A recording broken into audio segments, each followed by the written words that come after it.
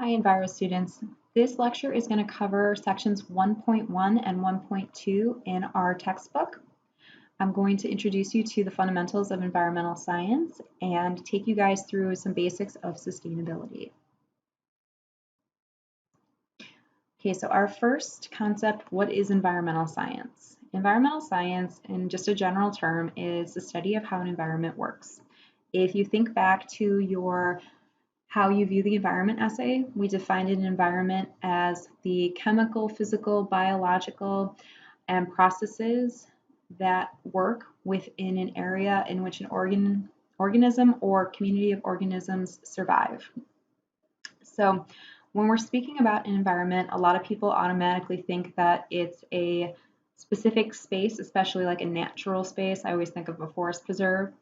But really, an environment can be a much wider range of areas or geographic locations. So your environment is usually a specified area, and that area can have a wide range or size. So, we could be talking about some place that's like the size of a small island or even an acre that is unique because it's the home to a species on Earth that is found nowhere else but that little location. Or we could be talking about an area that is a biosphere, and the biosphere is the whole planet. So when we talk about an issue like climate change, that is something that is impacting the entire Earth.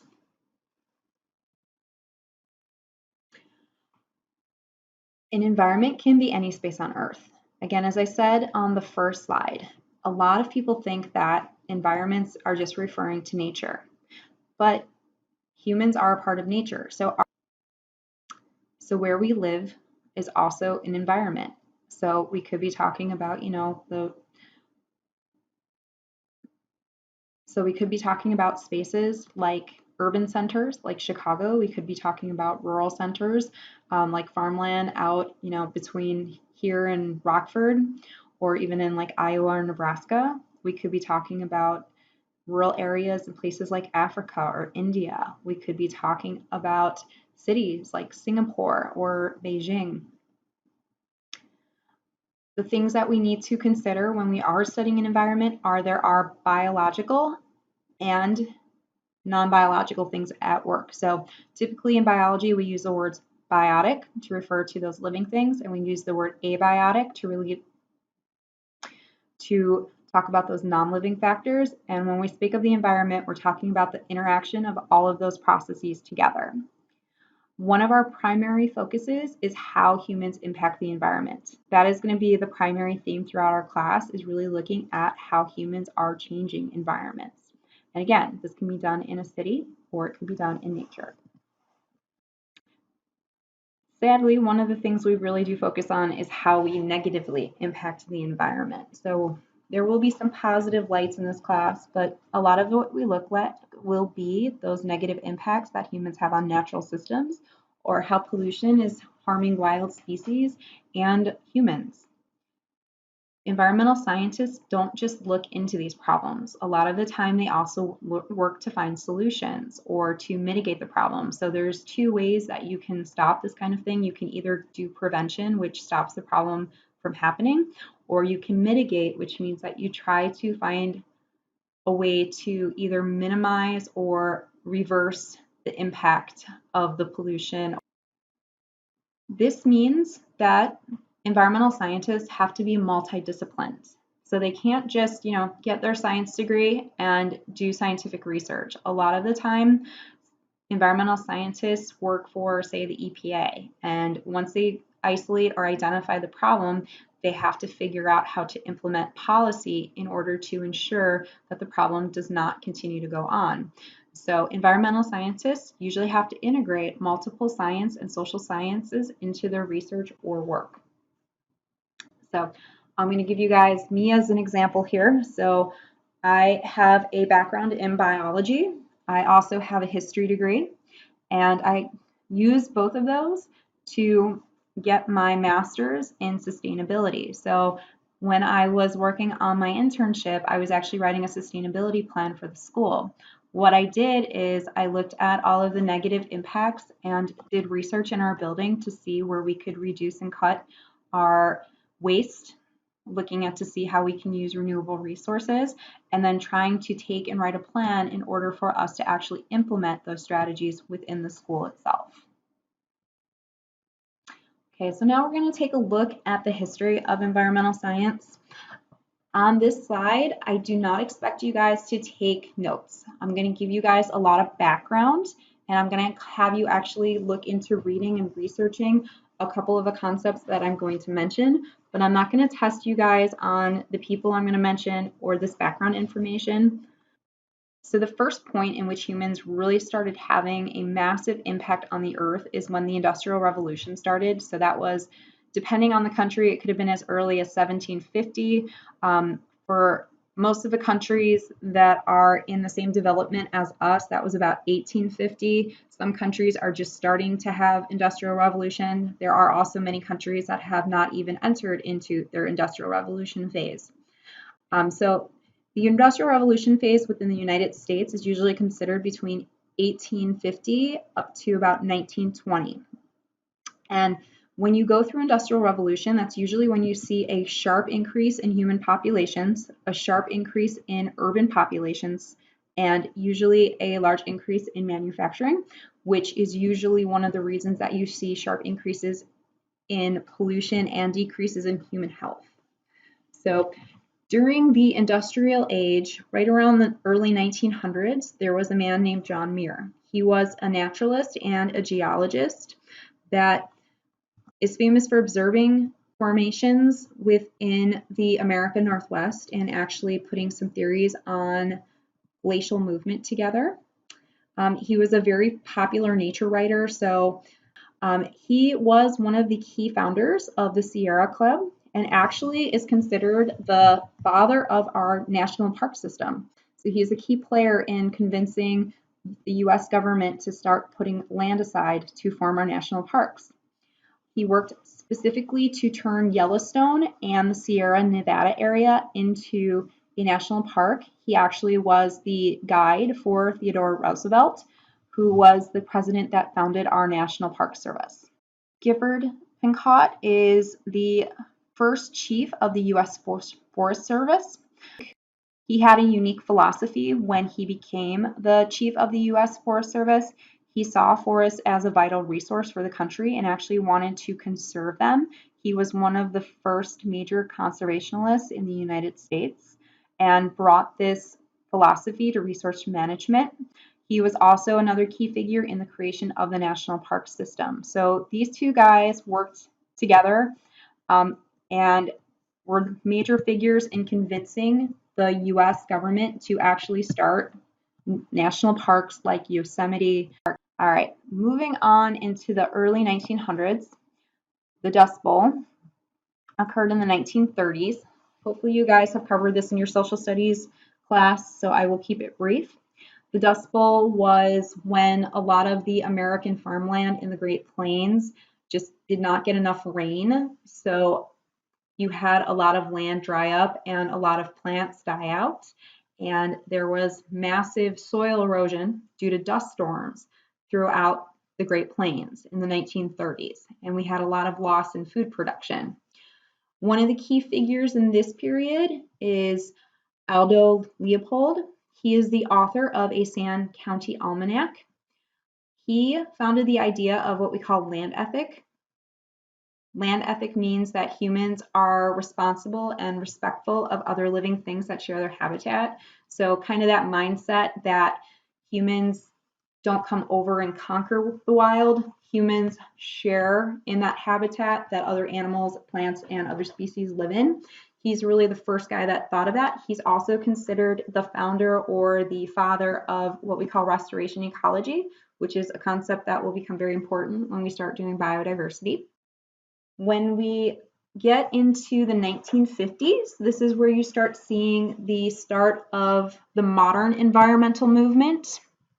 The two key figures from this period are Rachel Carlson and Garrett Hardin. Rachel Carlson and Garrett Hardin are actually both biologists. Rachel Carlson is a marine biologist and Garrett Hardin is an ecologist. Rachel Carlson is considered the person that actually motivated and started the modern environmental movement. She's also considered the person that actually kicked off the environmentalism movement that you guys will read in section 1.1 of the book.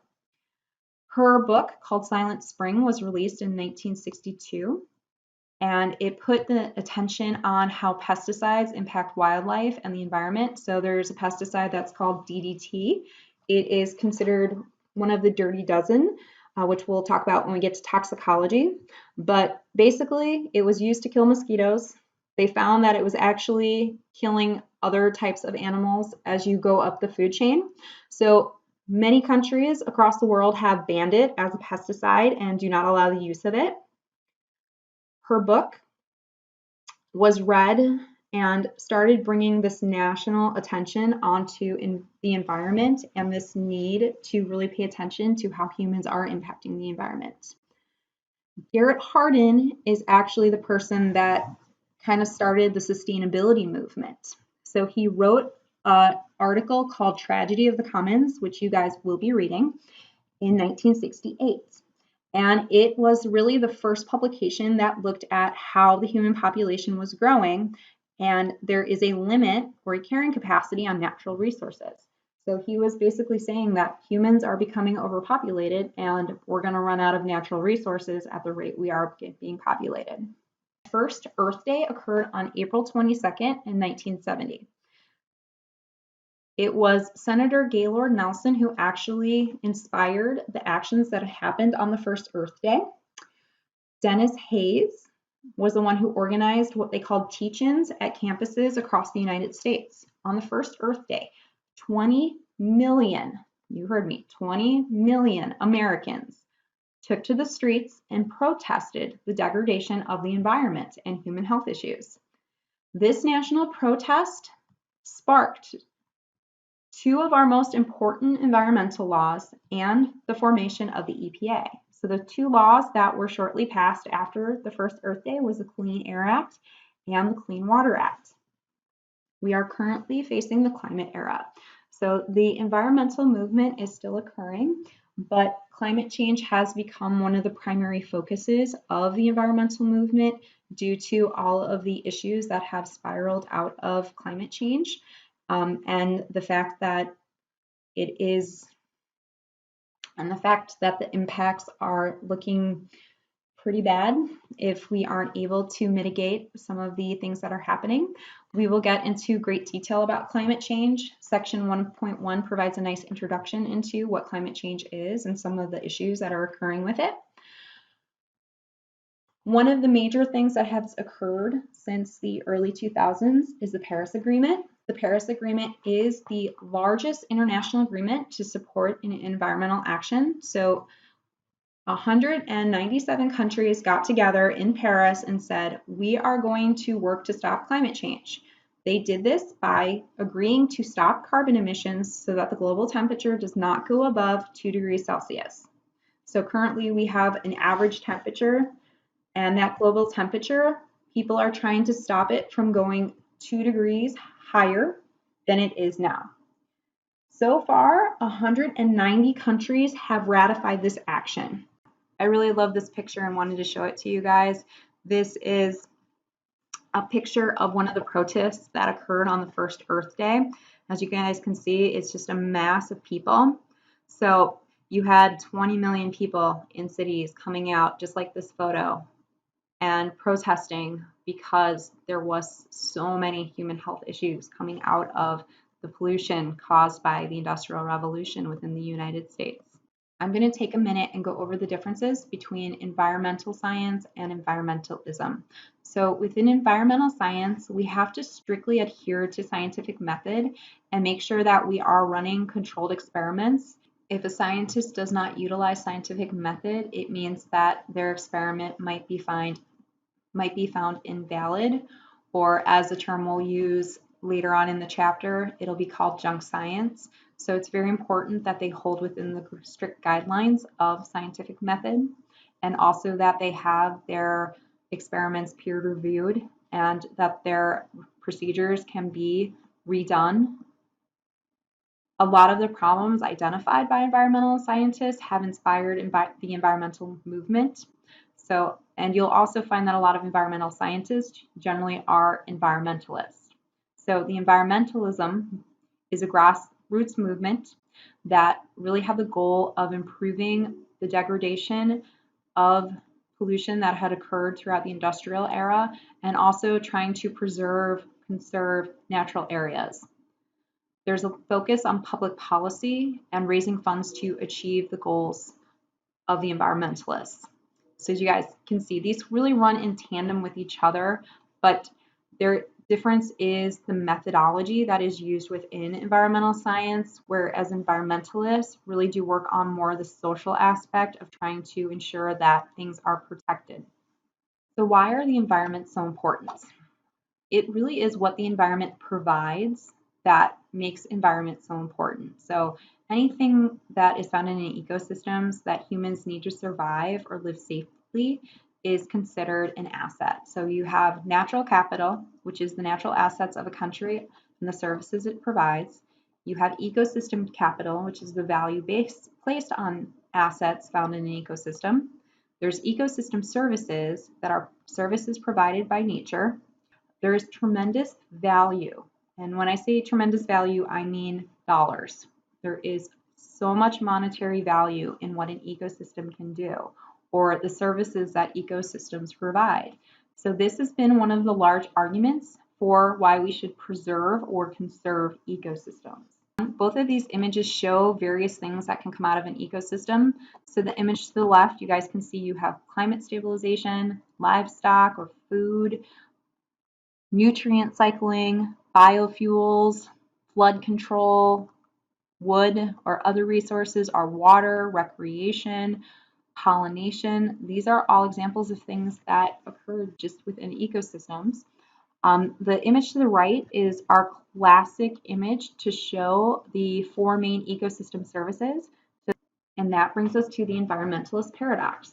So this was a theory that was developed in 2010. It was a paper published in Bioscience.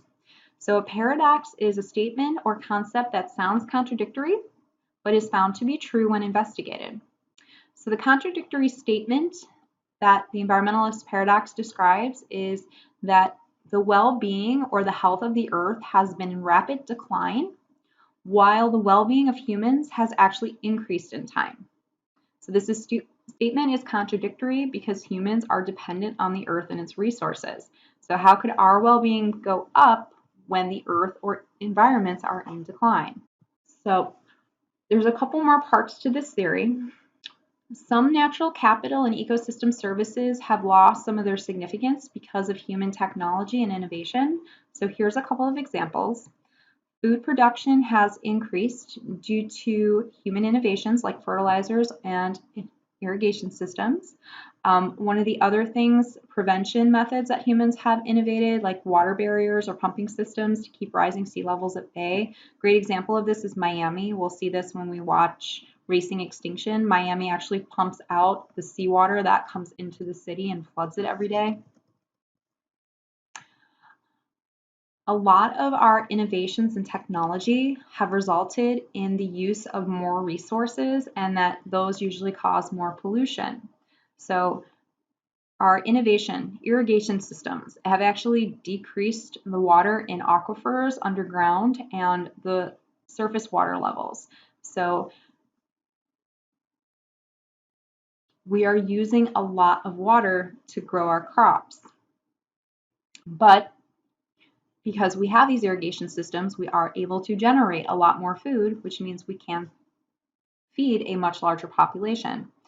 One of the other agricultural innovations, synthetic fertilizers. They're great at helping us grow food much faster and in much larger quantities than if we just let it grow in natural systems. But we've also found that it causes fish kills at the base of the Mississippi in our country due to eutrophication. This will be a concept we'll get into when we get into agriculture.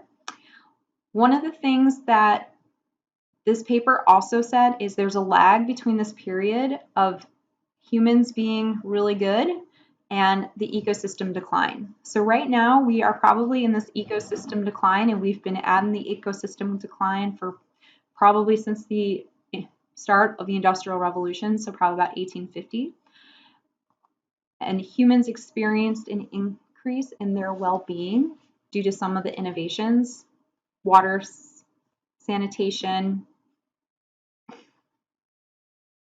increased food production, and other such things. But given time, if we keep having the earth go through this decline, it's going to catch up to us, which means that eventually, when these ecosystems have gone through rapid decline, humans are going to start feeling that decline, and there's going to be a decrease in human well-being. A lot of people say that we are already starting to experience this with climate change. An example would be allergies. Now, a lot of people believe that the way to resolve the issues that are occurring within the environment and this environmentalist paradox is to switch to a sustainable lifestyle.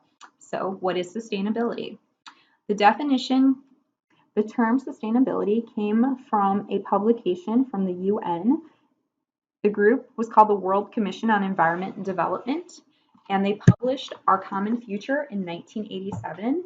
And in there, they said sustainability means that we meet the needs of the present without compromising the ability of future generations to meet their own needs. In other words, we need to manage our resources and ecosystems to ensure that there is enough of them for future generations. So how do we do this? Your book brings up 3 key areas: sustainable practice, stewardship, and sound science. So sustainable practices means that we just have good management of the natural resources that we have and that we work to develop renewable resources. Stewardship means that we take care of the natural environments that we live in. And sound science means that we use research to understand how humans impact the earth, and we use the science to figure out the best way to either mitigate or prevent those things from happening. Some of the ways we can do this: stabilizing populations. So humans have a rapidly increasing population, and then other species are actually going into rapid decline. There is a mass extinction known as the Anthropocene going on right now. So we need to work on stabilizing the populations that we're losing, and then try to use education to help stabilize the human population. Setting limits on how much humans use resources. So one way would be to set limits like in fish. So most countries have international agreements to say that you can only catch this much of a certain specific species of fish every year. They do this with crabs. If you watch Deadliest Catch, you would know that there's quotas in there, but there's also limits on how much a fisherman or a boat can catch and bring in. So regulations and government procedures and policies are a key area in developing these limits. Utilizing renewable resources. So examples can be solar and wind energy. Really working to develop on technology that is utilizing renewable resources on Earth has become really a key area, and it's actually a booming business right now. Like if you guys have seen those solar commercials, we need to shift the mindset that humans are separate from nature. We are animals. We do rely on the planet to provide us with air, food, water in order for us to survive. So making sure that we are respectful of the things that come out of nature and the things that we need is definitely beneficial to creating sustainable practice.